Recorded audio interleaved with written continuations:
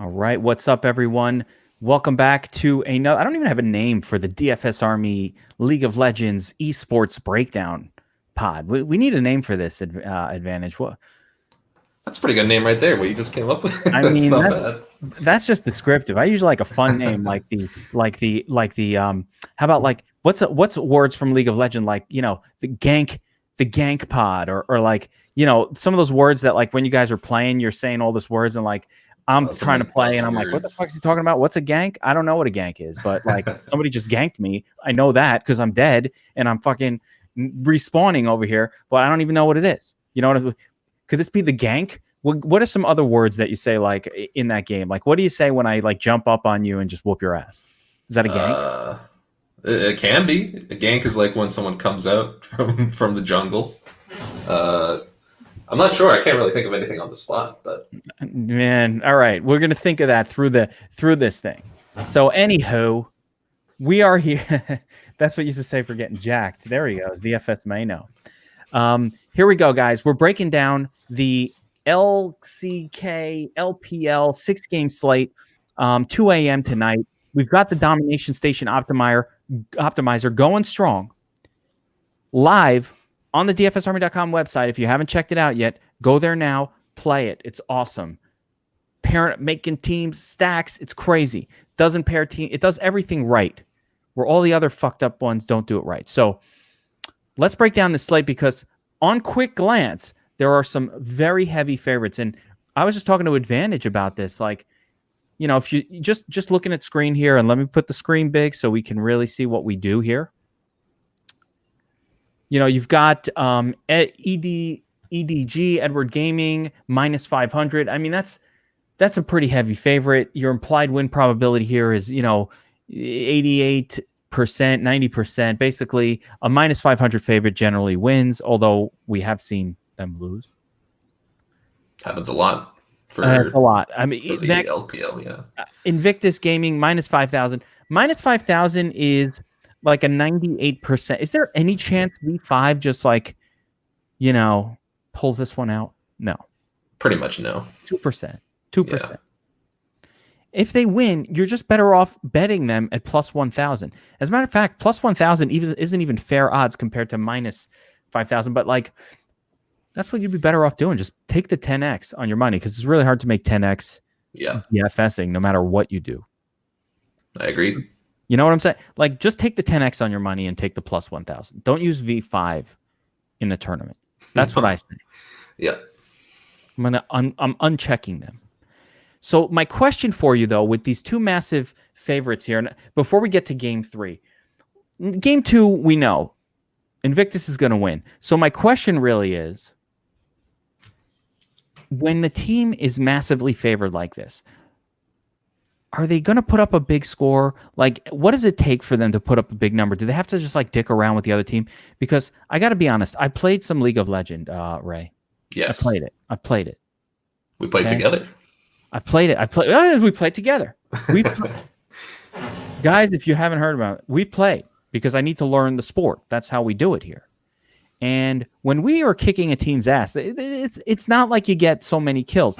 Like, you finish the game, Ray's got Advantage has got like 15 kills, Taco's got like 12, and I've got like 2. You know what I mean? Like, and it's over. It's not one of those games where like all these people have 18, 20 kills. So does the Pro League play out the same, where this massive favorite Invictus, chances are we're only going to get two games, we'll get the 20-point bonus. Is that enough to really want to pay up for Rookie and Puff and stack a lot of this team? That's where I'm getting at, Ray. Well, there was a good example of this the other night. It was FPX were playing against Victory 5, and they were also minus 5,000, something ridiculous like that. And in one of the games, they literally won in 19 minutes. So they barely scored any fantasy points. They completely steamrolled them, but they didn't kill them very much. But in the second game, it was more of an even game. It wasn't just completely one-sided. So they managed to get probably a good amount of points for that game. But it can happen where 19-minute loss, 20-minute loss, and they just don't score very well. It is a thing. We're much better off if the game goes an hour. I mean, is that fair to say? We're better off, because last night we saw in a few of the games, there were more than one, where it was really close and very back and forth, and there was just lots and lots of kills going on, lots and lots of scoring happening. We have to be thinking, lots of what do you call it when you kill the little minions? What are those called? They're like farming, creep score. Yeah, creep score. Lots of creeps. Well, creepy. It was very creepy. And so that seemed a lot better. So is this a warning sign? Should we essentially proceed with caution with IG? Because normally I'm like, hey, lock it in. In other sports, a -5,000, like in MMA, you give me a -5,000 favorite, he's definitely going to win, probably going to crush the opponent. That's going to score really well.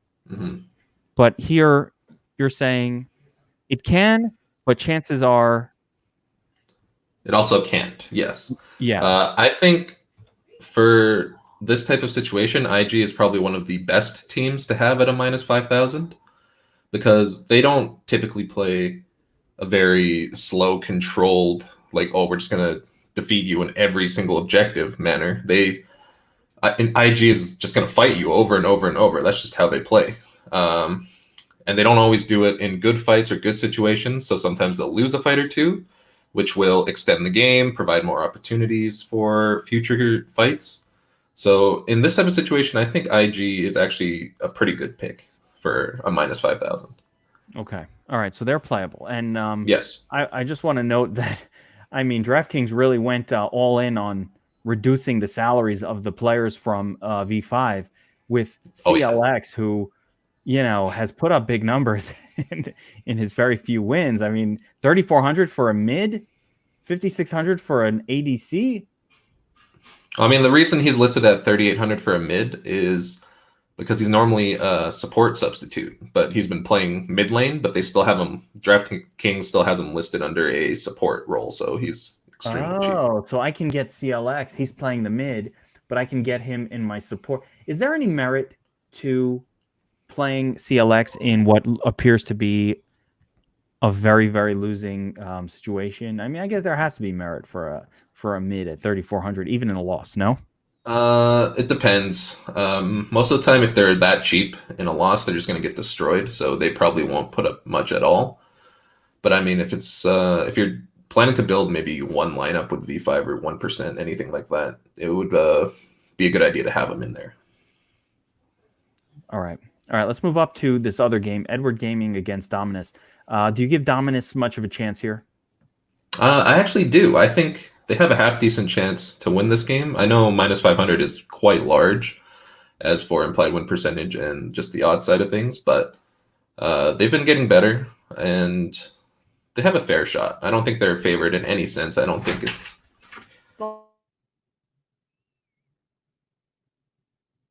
Sorry, my mic cut out. But yeah, I saw it there. All right, here we go. But yeah, basically they have a good chance. I wouldn't call it likely, but I wouldn't avoid them completely. Okay, so I mean the implied win probability +325. You're talking and -500. So the odds makers are giving them about a 15 to 18% chance of winning this game. That's a real number. Like 15 to 18 isn't zero. Exactly. It's not like 2% like V5, anything like that. It's not like 2% like so like V5, yeah. Yeah, they have they have a legitimate chance of winning this game. Again, salary's very low here, but this does look like another situation to me, -500, where the favored team is going to probably get this win. Do you think that Edwards Gaming puts up a big number? And who are your favorites on this team? I think Edward Gaming, these two teams don't fight as much as some other LPL teams, but it's still probably better than LCK, for example. So it's a good spot. I think they could score high. And as far as targets for Edward Gaming specifically, I would want Scout and Hope as my two main options. They are the main carries of this team and will have most of the fantasy points on them. I've noticed an interesting tournament strategy. You look at the fantasy points per win, you look at the projection, and Hope always stands out on this team. Followed by, it's almost always the ADC that stands out as the one who scores the most, but followed by the mid. Yeah. And an interesting strategy is to throw the mid up in the captain and the ADC in the flex, just because everybody who wants to try to stack this team with an underdog is probably going to start with the hope captain version, especially if it's a stack with an underdog. Do you like that approach at all? Have you done that? It's been pretty successful. A lot of the times, mid captain has actually done better than an ADC captain. But I'd say in most instances, the people put Hope first as their captain choice, like first in the pecking order for a reason, and that's he on average will usually score more. It's definitely an ownership. Yeah, it's more of a tournament ownership consideration than anything else. Yeah. For me. So let's go to what I think. I gotta get this. Let me get the projection sheet going on my other screen here. But what I think looks like the most exciting of the 3 games of the Chinese League for tournament purposes, 2 big scoring teams, eStar, RNG. They're great. RNG, they never give up. That's the beauty of that team. Yep. They keep going, and they give you a chance to score a lot when you're facing them. Now, eStar, RNG, my take on this slate, and I believe for tournaments, one of these 2 teams is borderline a must, and just based on the salaries, it's going to be very tempting to go with a lot of RNG, because it's basically it's not a break even. The odds are kind of weird, but it's close to a pick 'em. But they're pricing RNG here based on these salaries very much like an underdog. So here you've got a -140 with eStar. You've got even odds. So again, 60-40. Let's call it odds of winning. But if you look at the salaries, man, I can get the mid for 6,800. That's a full 12K, 1,200 below. Not 1,200. I'm sorry, 1,600 below. Both. You got 1,400 cheaper for Betty, who is a scoring beast. Yep. Zhao Hu, 6,800. Good price for him. Betty, she's a beauty. She's awesome. She's a scorer. She's a man. I don't know. The whole thing's confusing for me. What's up? Why is this guy called Betty? Seriously, what the fuck is going on? I'm not sure the origin story of his name, but is this he is like a man. I will agree. He was like, when he first started with Lee, he was just trying to trick people like, oh yeah, you go up against a girl. What is this? Maybe. I know some people do that type of stuff. Who knows? There's a lot of that goes on Draftkings with the name like a pretty girl. There's like, a baby princess, and it's like some bearded dude with a freaking flannel shirt. Yeah. Probably uses that to creep on. I don't know what. I don't even want to get into it. So anyway, so let's talk about this game here. Do you have a favorite? Tell me some matchups. Break this one down for me, because I think this is the most important game on the slate. Sure. Yeah. So first thing to note is eStar is absurdly expensive. Again, they're in the 8.6, the 8.4 range for their carries, and that's really ridiculously high priced. They did lose their last game, and that was a night where a lot of people had them as well. I figured that they would be losing sometime soon, and I did have lines with I think VG on the other side, so it was nice. But eStar are not the best team in the LPL, even though their record's really good. So people are very overhyped on them just because they score well, but they aren't the best team. RNG, on the other hand, they're a yearly contender in the LPL. They have quality players in every role. They have experience, and they started off a little rocky this season. They had a couple performances in there, but this game is really close, which is why I like RNG's pricing a lot. And RNG are scorers. Like this is not a team that sits back. When they win, they've scored really, really well. So I see here, in the notes, you've got RNG. Do you only play the teams that you're on? Like, how many lineups are you personally making? Me personally, I make anywhere. I don't play massive, like 150 entries or anything like that. I just do 3 to 10. And typically, I'm not all like if I say advantage to RNG, I'm not only playing RNG. I might have E-Star as well, but I'll have more RNG than E-Star, for example. Yeah, yeah. I was just curious, just for your personal gameplay style. I know you've Yeah. been playing this for a lot of years, but I mean, this, the idea of mass multi-entering this sport Mm-hmm. is new. It's only 2 weeks old. Like, they didn't make They big didn't have enough anything. contests. Yeah, Yeah, you would nothing never like have this wanted to before. do that. So like, it's not something that always has been done. It's new. Last night, by the way, just interesting side note, it was a 4-2-1 stack that won the tournament, not a 4-3, but it's been a 4-3 most nights. But it was just interesting last night how it worked out a little different. Yeah, last night the guy had like 2 APK, 2 WE, and 2 top or 4 top or something like that. It was a interesting. Yeah, it was two Wii, 2 APK, and 4 TE, I think it was. Yeah. So it's funny. I was like, damn, I was close to that approach too, but I was very close, but just a couple of flips as usual. I had like a similar stack going, but it wasn't enough. All right, so let's move down to the LCK. And one of the things we've talked about a lot is how LCK teams just tend to score a little bit less. They're a little more conservative in their gameplay. And you can see it in the fantasy points per win column here on your sheet.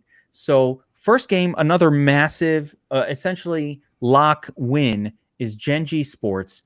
What I find interesting about the salaries for these guys is you can lock in a win here without having to pay massive numbers of salary. So in a cash game, I might start my cash game with something like Gen G and then maybe try to roll it with Invictus. Is that a crazy approach? Because I think you can afford a stack with these two teams.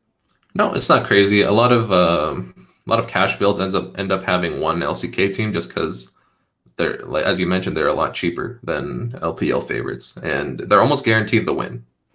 So it's not a bad option at all. The GOAT himself, Taco's in the house. What's up, my man? I just put him in the chat. What's up, Taco? What's up, Taco? All right. Yeah, we got the whole crew in. All right. Hold up. Lost my train of thought. So we were talking about Gen G as a potential cash game play, not because I don't think they're going to score massively. They should steamroll Sandbox Gaming here based on the odds. I don't know the teams. I'm just looking at the odds. But I mean, I can get a support here for 5,400. I can get a top for 6,600. And if I wanted to make a sort of a 3-person secondary stack and I throw some cheapness in here, I just think that's not a bad. I don't think I'd necessarily roll these guys, but I might want to use the top or the life or the support here.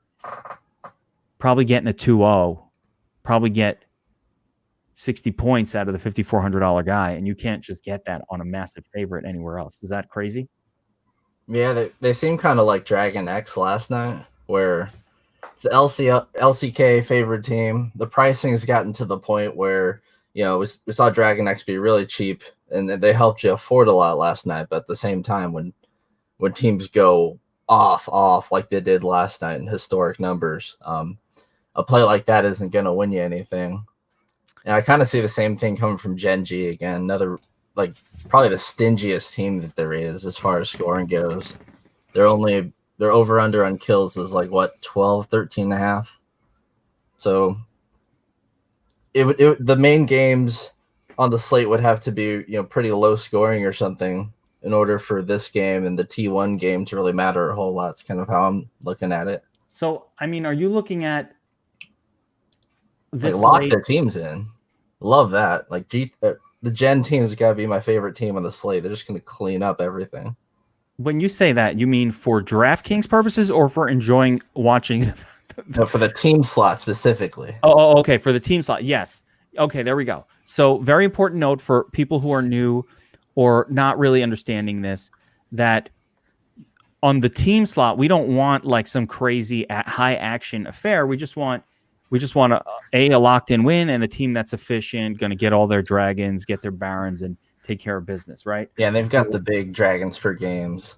the Barons per game. Those should definitely be up, given the matchup they're in. I mean, these two teams last faced each other, and pretty much the battle of the best of the best in the LCK. Now they just get two teams are very likely to stomp 2-0. I mean, yeah, you've got T1 and Gen G basically going to crush their opponents today. T1 also a little more expensive across the board, a little more heavily favored. A little bit, yeah. Yeah, and I would assume I would assume that what I like to use them for sure. Guys, for everybody who's using the Dom station, I see my man Shaptown is here watching this with us live. But for everybody who's using the Dom station, this makes life easier. The more things we can eliminate, the more variables we can eliminate when we're trying to build our lineups, the better it's going to be. So what I want to ask both of you guys, can I safely, number one, SBG and GRF, I'm safely eliminating those teams. I'm not going to use them in my stacks. Not using them. Not the kind of guy who likes to play a plus 900 dog. I just don't do that. Now, I mean, there's the slight chance they could end up like APK last night, but yeah, I mean, those guys are way higher favored than these teams are, and they had a much better matchup as well. If you're gonna eliminate anyone, this probably is the slate with the most teams that are pretty much safe to eliminate. I love that. 6 gamers you've seen. I love that. So we're eliminating a couple of these teams. Can we eliminate Gen G and T1? I personally, I don't mind not using them at all. I would consider their teams, like their team slot, as a very viable option. But as far as players, you can one-off maybe a support here and there if that saves you some money. But I would probably tend to avoid both of these games. That's how I'm feeling too. And like double support stacking is going to definitely be a thing tonight with all the heavy favorites we need. They're just, as far as the actual like carries and stuff go, they're just too closely priced to like the IG guys. They're only a few $100 more, and they have a 19.5 over under compared to like the 13. And I think it's 13, 14 for these two teams. Right. I would be more likely to use T1 than Gen G here. I mean, yeah, IG 19.5. Why click on the teams, Taco? If they're such a heavy favorite, such a heavy favorite, are they still going to get all these kills? Like they don't care. Their style is just we're going to smash you and we're going to keep killing. Yeah, IG fights nonstop all game. That's their style. They are hard. They're just stuck in that mindset. No matter who they're facing, whether it's good, whether it's bad for them, they just fight. Try clicking on the teams tab there at the bottom. It should be a really easy way to look at all the teams here. Yeah, so you can see obviously the 3 huge, humongous favorites that are heavily favored to 2-0. You just got to pay massive money for paying $6K versus 4,800. It's such a pay up. Like if you can get a favorite, you can see which LCK games are going to matter tonight. It's pretty obvious. Yeah, I mean, what I see is the RNG stack being chalk. So opening for salary purposes. The thing with eStar is that they are terrible at closing out. They have like the longest games on average easily. So they just drag their games out every single time without fail. They fight a good amount. RNG is really stingy. I think they're the best in the LPL as far as not allowing points scored on them. They never give up. Wait, they don't allow point scoring? Yeah, they're really stingy as far as that goes. Interesting. All right. So I mean, IG is in a much, much better spot than eStar tonight. I don't even think it's relatively close because V5 is just cash money in the bank. All right, you say IG Invictus at minus 5K is in a much better spot than eStar is. Oh, absolutely. Is RNG is actually playable, is where the only player I would consider on V5, one player specifically, the cheapest player in the entire board of any player. 3,400. CLX, yep. 3,400 starting at mid. That's kind of like a little cheat code there. He didn't even look bad in his last game. He actually looked pretty decently, but he's pretty good, like honestly. Yeah. Can he score enough in a loss, Taco? Like, I think so. In this game environment, maybe. Given his price, if it allows you to get like a full-on stack, like I wouldn't mind him with IG as like a one-off just because of his very special situation. Usually I wouldn't take that, but just at the price, what it allows you to do, it could allow you to stack both Invictus and E-Star if you just throw him in there in one spot. It absolutely does allow you to do that, by the way. Yep. I think the most popular stack of the night is going to be IG with RNG. Hands down, yeah. I think, yeah, definitely. By a long shot, I think. By a long shot, right? Yeah, because you can afford it. And Yep. everybody's going to want to play RNG over E-Star because the salary difference, they both score about the same. So the salary difference is just so massive. Let's just get to this last game, the one competitive game on the Korean League slate here. You've got Alfresco taking on Dame One Gaming. I know it's not Alfresco, man. I know. Freak of freaks. They're I freaky. call them Alfresco. The fresh. They got freaked on last night. They got freaked on hard. They got freaked? Yep, these guys both played last night. They were the ones that let APK break the slate on them. I'm pretty sure. I don't remember AFS from last night. Were they the underdog? It was just AF on Draftkings. It's just AF, that's yeah. why. They got beat by APK in the first game of the night. Oh yeah, that was nuts. And everybody declared after game one, it's over. Someone's got like 780 or something. It is over. And then that's why eSports happened. That's why when you use the Dom station to build these lineups, you throw 5% on pretty much all the dogs that have any sort of a chance. Although I'm not even doing that with these dogs. I don't give them a chance. But so tonight you've got this matchup, again, very close. I'll start with you, Advantage. Do you have a favorite here? My personal favorite in this match is Damwon. They've recently subbed in Ghost as their ADC over their old one, Nuclear, and he's been really good for them so far and helped them pick up some sort of momentum after a pretty disappointing season. I have to say, I like his salary. I like his salary for a favorite. Yeah. And I like what he's been doing scoring-wise so far. Can't say that that's going to be continued, but are we sure that he will be in there tonight? Are we pretty confident? I see sub threat on the horizon. Yeah, it looks like they've just switched to him because they just signed him and then started playing with him. And their support situation, actually, it was stuck between Hoyt and Barrel. They were going back and forth a lot, but ever since Ghost has come in, and it's only been 4 games, they've had 2 quick 2-0 sweeps. But it's like Barrel play with him every single game, so it might show a little bit of consistency in the way of Barrel that he's lacked all season long. But you never know with LCK, really. Yeah. Well, I'll tell you, as a person who's played 3 or 4 games of League of Legends in my life, so I consider myself a bit of an expert. It's that nice qualifies to, you. Yeah, I would say that qualifies me. It's nice when you know your support guy and you're like operating on the same page. Unless it's last night and you're Mystic who gets his old support Ben back, and Ben is just absolutely terrible at the game now. First, Ben tried to screw everybody with the late substitution. Mm-hmm. And he screws everybody that thought they were sneaky getting on him, like me and the $5 just destroyed me. I knew Ben was going to suck, and I'm going to tell you why. Everybody has a cool name. You've got Beryl. You've got Quiqui. You've got all the cool guys. And then it's like Ben. Ben. Wait till Uzi comes back, starts shredding through him. You've got like names I can't pronounce. Tarzan. You've got, and then Ben shows up. Who's going to replace Ben? What about Faker with the most ironic name ever? Who's that? Faker with the most ironic name ever, because he's the literal opposite of that. I don't know what that even. Faker's the greatest player of all time. Oh, okay, so he's not a faker. There we go. But no, I mean, just like you couldn't come up with something. You just like that's like if I was playing him and the name was Kevin, like yeah. Oh, it's like Quiqui, Vasu, Killer B, and Kevin. Like, dude, you couldn't come up with a fucking name like Kevin. That's the best you got. Well, it's better than all those guys with like 3 numbers as their name. There's like 5 of them in the LPL. That's true. That is true.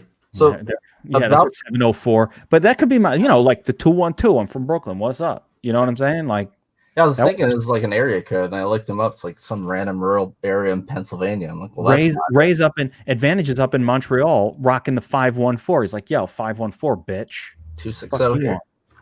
703. Toronto, motherfucker.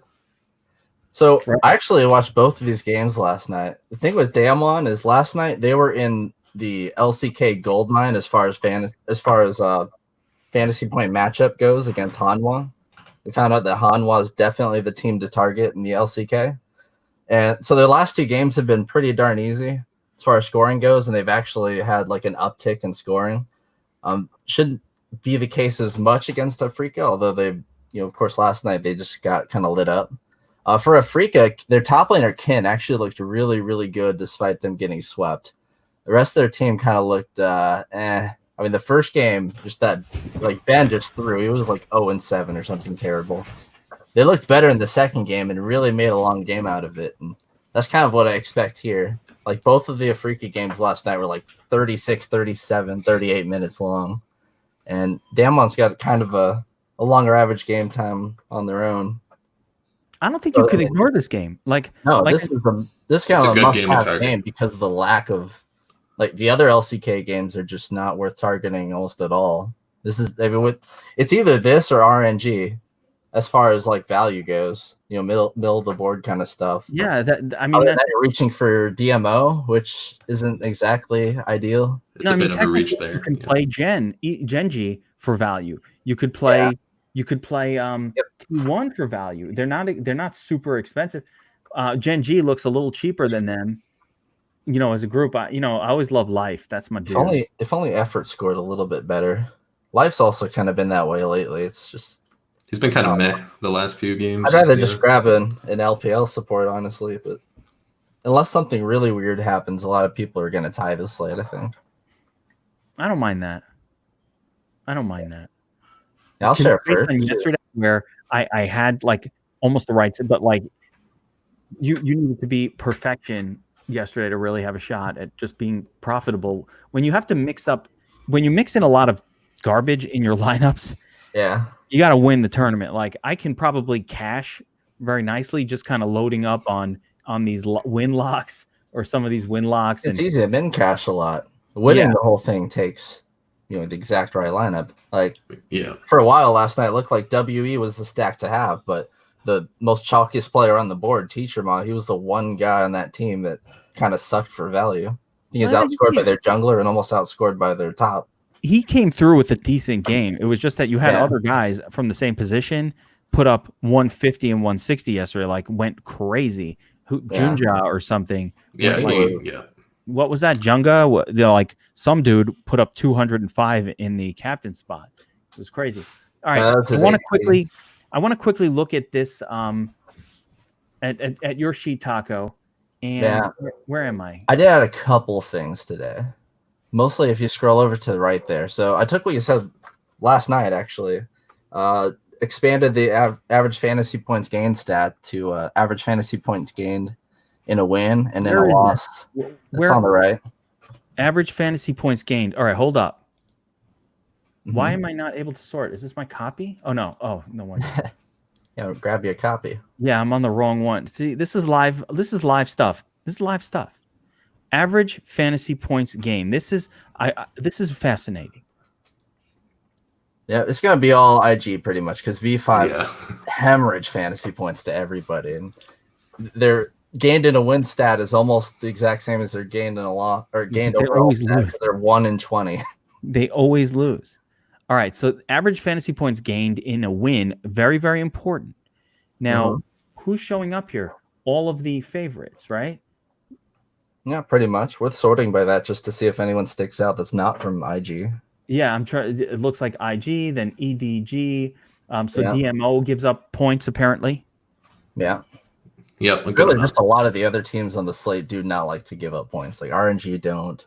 The LCK teams don't, especially like T1 Gen. They don't at all. Yeah, you're seeing as you go down, you don't. Then it just becomes very sort of sketchy down here. So some of the teams you lose fantasy points in a win almost, just because they're so stingy. Average fantasy points allowed. Again, same deal. You're seeing that's just raw and adjusted, but it just gives you a good overall sense. Like 37 fantasy points per game. ADCs, that's what they put up on V5 on average in 21 games. They just murk them consistently. And the ADC from V5 from IG seems to give up quite a bit of points. Yeah, as well. Right. IG gives up a lot of points. They're always fighting, and that means the other team's getting kills too. So now, with Y4, I guess he would be the other sort of interesting guy out of V5 if somehow they are just gonna crap out some value. If he was priced similarly to CLX, he'd kind of be worth a look just because you see the average team fantasy point percentage. His is pretty high. I mean, he gets a lot of his team's production, but yeah, we're only targeting their support substituting mid just for that price. Very cool stat. I love it. I love that we're so new in this field that we can come up with things. And I want to talk to you guys both real quick about. So CLX is actually listed as a sup on DK, not a mid. That's right. So yes, that's the only reason we're playing. That's why we like him, because you're getting a mid for super cheap at the sup position, where sup usually doesn't score that well anyway. So he opens up basically throwing the best players. When you have CLX in your lineup, you could just throw a super stud at the captain, whoever your other stacks are. So that's an argument for 2 stacks. And that's where I wanted to go with this last kind of segment here. So last night, the winning lineup was a 4-2-2 stack. I think it was a 4-2-1, but maybe it was a 3-2-2. I think it was a 3-2-2. Is that what it was? Man, I never would have came up with that. No wonder only one person hit it, because no optimizer. No, if you're making an optimized lineup, it just doesn't look like that. You're not making a 3-2-2. But that said, last night I think was a unique situation with some massively high scoring games and underdogs and all that went nuts. Most nights it's been 4-3 or 4-2. So a night like tonight, with the potential CLX cheat code, is it a 4-2 stack night? But if you have the 1 at team, I don't see all that much of a difference between that and the classic 4-3, unless like your team's gonna be part of the 4. That's generally how I like doing it. You have the main 4-person stack with hopefully your captain in that stack, a secondary stack of just like 2, and then either the team from that to make it a 4-3, or just a random LCK team as a one-off.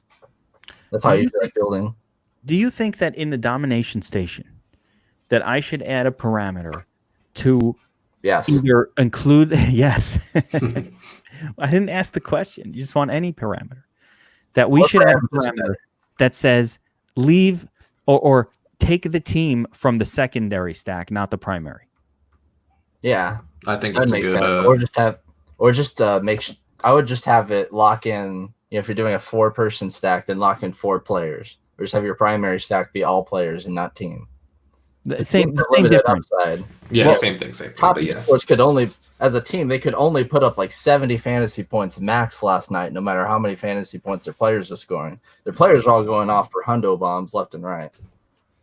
Yeah, and if you did a 4-player team, is just not correlated with the players. So I'm trying to figure out, because in a best of 5, it might be a little different, maybe. But even in a best of 1, perhaps, if just depending on what kind of slate it is. But we know mostly about the best of 3s, and in best of 3s, the upside is just not anywhere near where you need it to be to win a tournament. Like, I don't think we'll ever see a team and the captain win anything.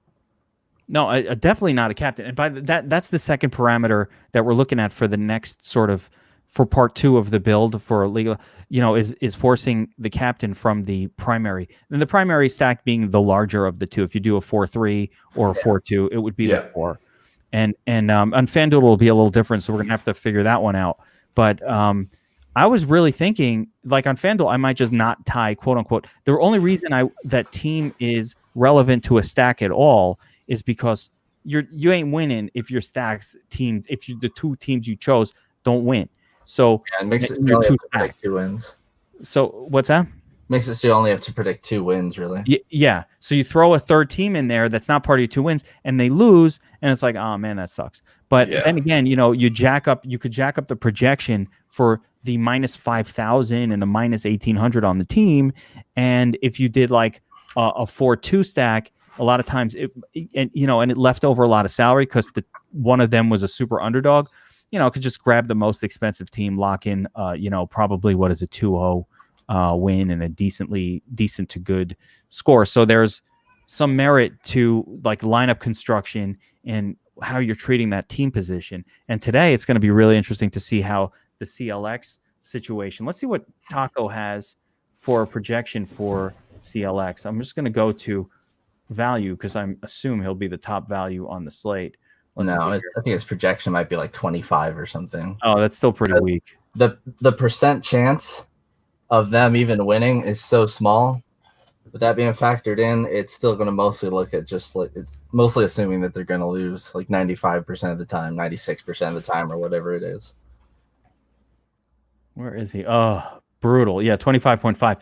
That's pretty bad. Even in a even 51 fantasy points per game in a win. They're one win over LNG.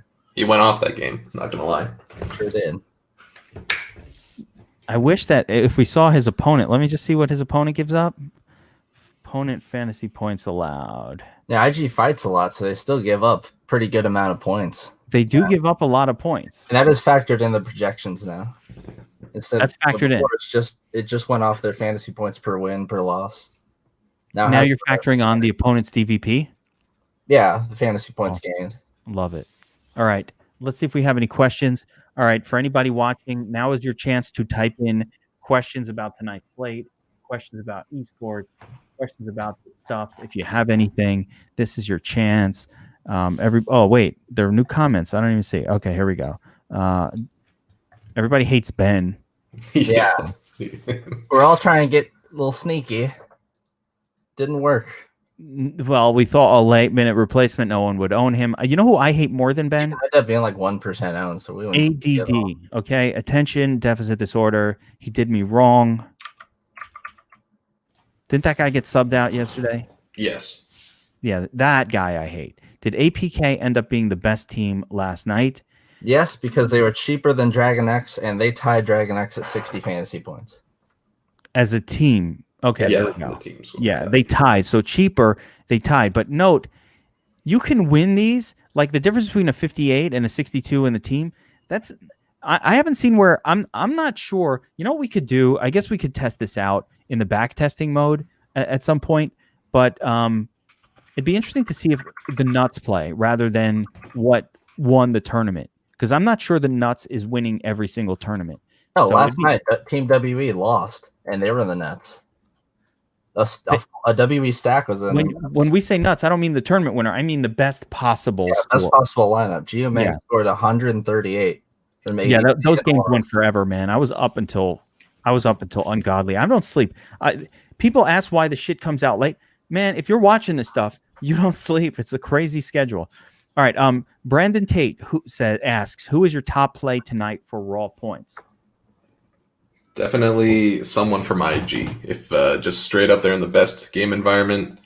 They're not like E-Star expensive either, so you definitely want someone from there. Let me ask you a question, guys. Both of you who have been watching these games. Mm-hmm. Now, IG was known for sort of really, really emphasizing the top line for a minute, right? And the Shy was going bananas with all his scoring. Last couple of games, the Shy has kind of been shy about putting up any kind of points, and it's been really disappointing here. So, 49.9, not good. 2-0. 68, okay, but not great. Doesn't look very much like the 92 we got in a much more exciting game. He went up against Suning. Suning team allows a lot of points. They didn't do shit. What's going on with the Shy? Did they switch their tactic over here with IG, or just a couple bad games? I think teams are definitely adjusting to them because Invictus is my favorite team. I follow them the closest. They kind of really are kind of set in their ways.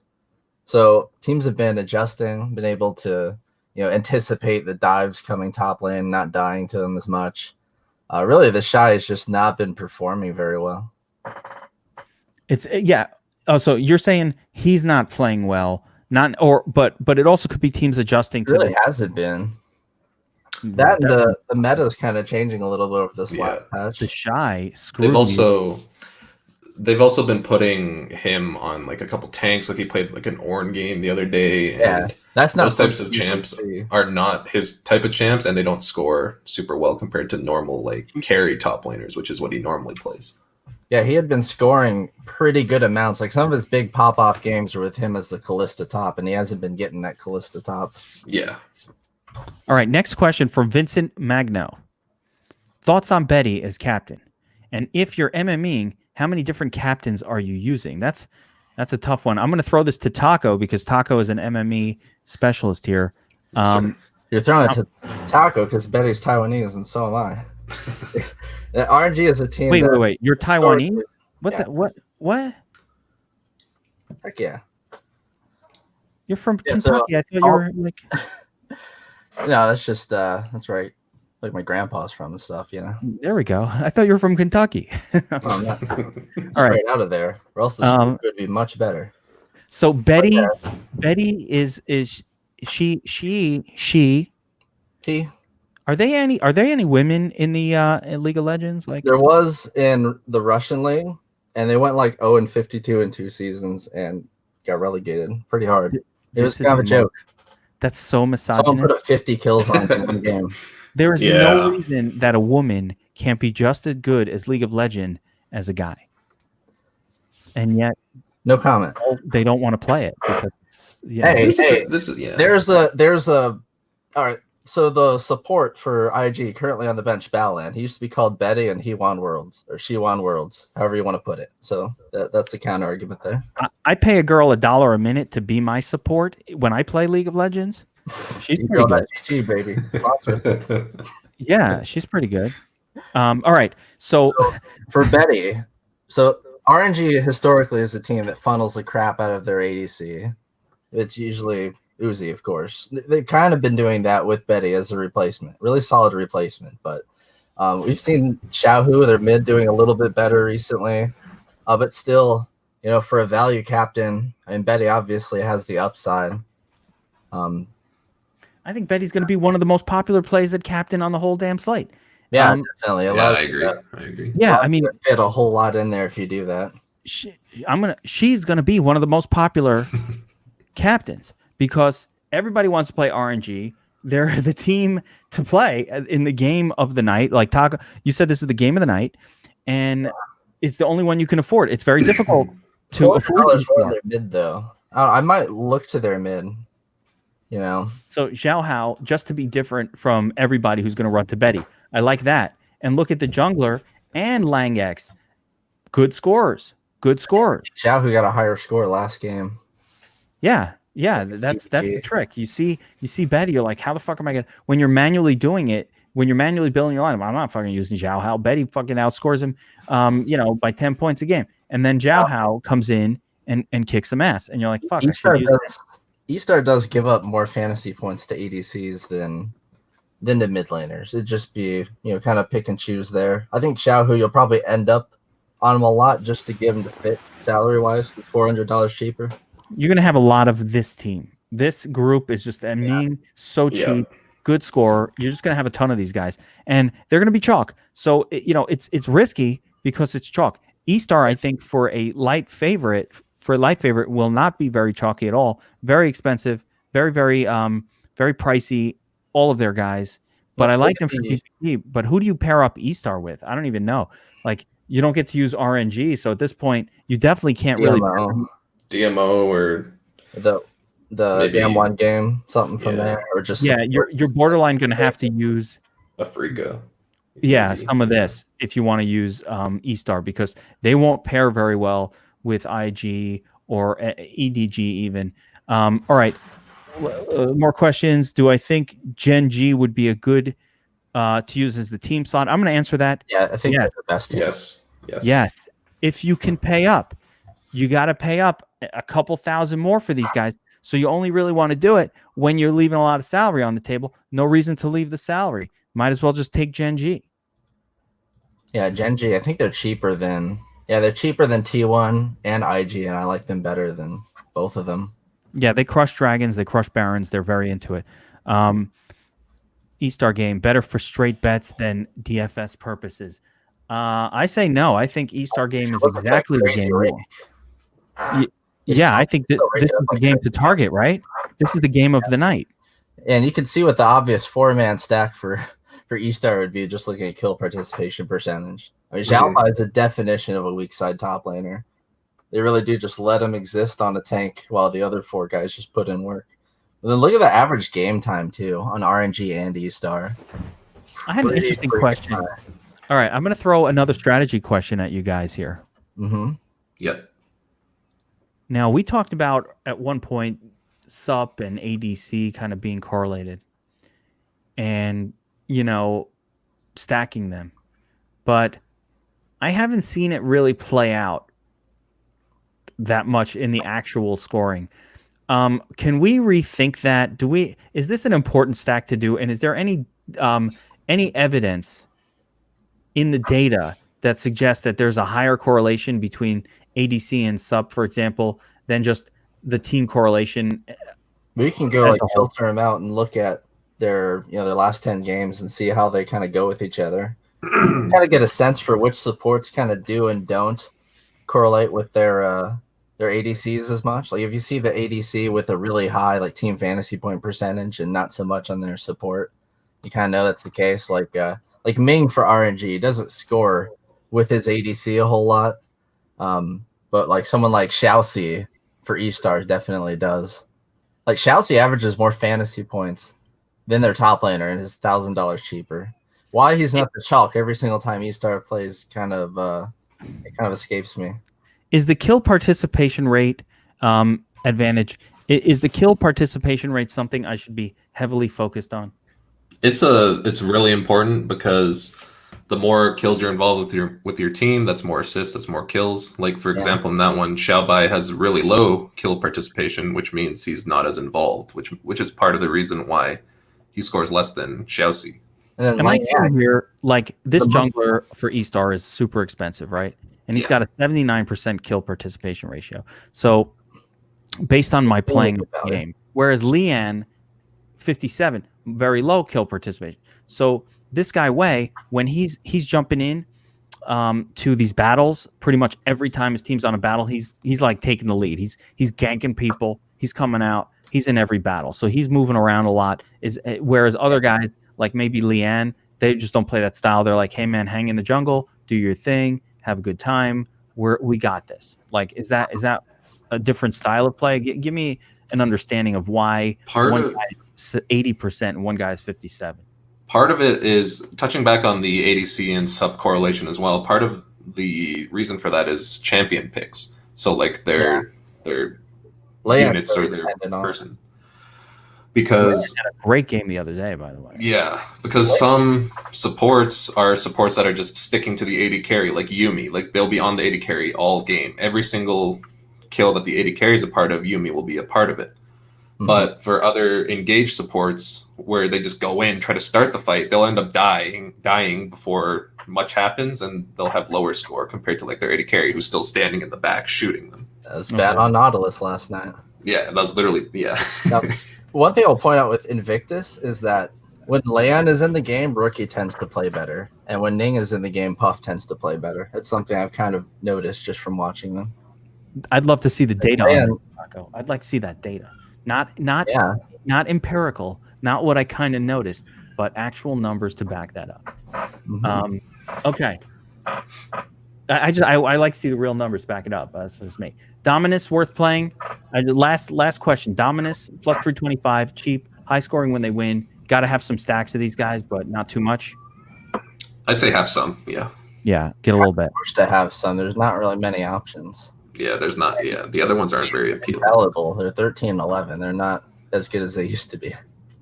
From the back tees, what are the stacks you like? So we'll summarize it. This has been way longer than I expected. We got the taco special going here, but I'm gonna summarize what we just said here and shut it down. So stacks we like. You could look at Dominus as a probably 10 to 15%er type stack. Edward Gaming -500, playable. IG top team of the slate, most potential kills on the slate, should do really well. This game right here, RNG eStar, the highest scoring potential game on the slate. Lots and lots of RNG. They're going to be chalk as even odds because they're cheap. I think eStar actually will be under-owned, which is very interesting, very expensive, but I think they'll be under. Also got the crazy game logs with eStar too. They do, yeah. It's a lot of great. This one really stands out. And like I said, I don't think a lot will on eStar. Yeah. From the LCK, you can look at Gen G and T1 more as cash plays. Probably not going to score really well. but they should win probably in 2 games, both of them comfortably.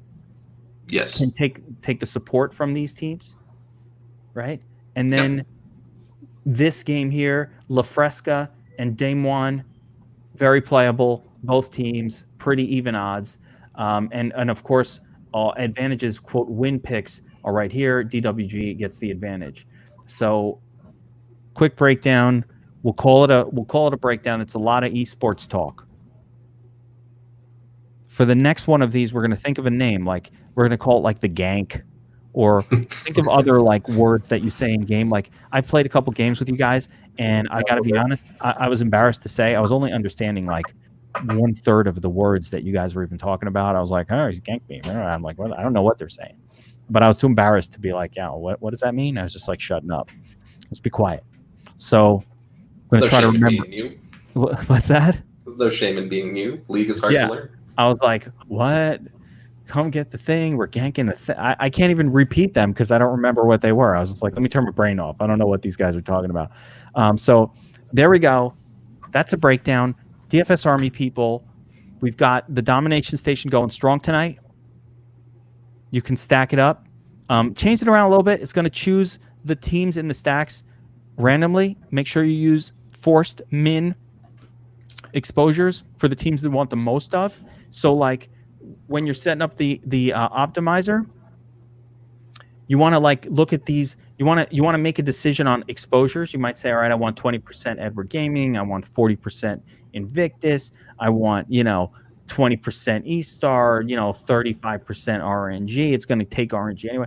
You want to set min exposures for a lot of the teams. Not necessarily exactly how much you want, but you make sure you're getting your exposure. Then let the tool mix and match up the pairings. It's going to be an awesome night. There's a 50-cent game, 35,000 entries. This is a really, really great contest for just about anybody to enter. It's how much the first filling up, right? What's that? That should be filling up soon. It's filling up, but you know what? There's still time. It's 1,200 to first. That's not a bad first place prize. 35,000 entrants. Going to take 400% return on investment, and it ain't really bad. It's on $75. That's assuming this investment is $75. So it's not bad. And on the quarter, $1,200 to $1,200 is about the most money you can ever make in DFS. So let's call it right there. Good stuff. 15,000 in prizes. It's not a high percentage to first, by the way. This is not a super. No, it's not bad. Yeah, tons of entries. Yeah, it's not bad. So it's a lot of entries. So always the best games at the very end. 5:30 games, the ones that matter. Are you up for those? Are you guys still awake for those? You're like, oh man, it's 5:30 and watching this shit. You're like, man, I can't wait to get to sleep at 6:30. Why are we waking up at 4 p.m.? Yeah, usually I catch them and then I'm up till 7 or something like that. It's ridiculous. One last note for all of you guys who complain, why are the projections coming out at 7? That's because these guys are sleeping until 4, man. They're up until. Gotta wait for the data to come in too. Yeah, well, the data comes in. That's right. The data doesn't come in for these slates, and then also if you're up until 5, 6 in the morning every night watching the shit, you have to sleep at some point, and that is usually after they end. Every now. All right, good stuff, guys. Thank you everybody for watching. Thank you guys for doing this, and we will be back next time for another Gankin Esport League of Legends breakdown. Or something. We'll figure it out. Something like that. Something like that. Peace. All right. Take care, everyone.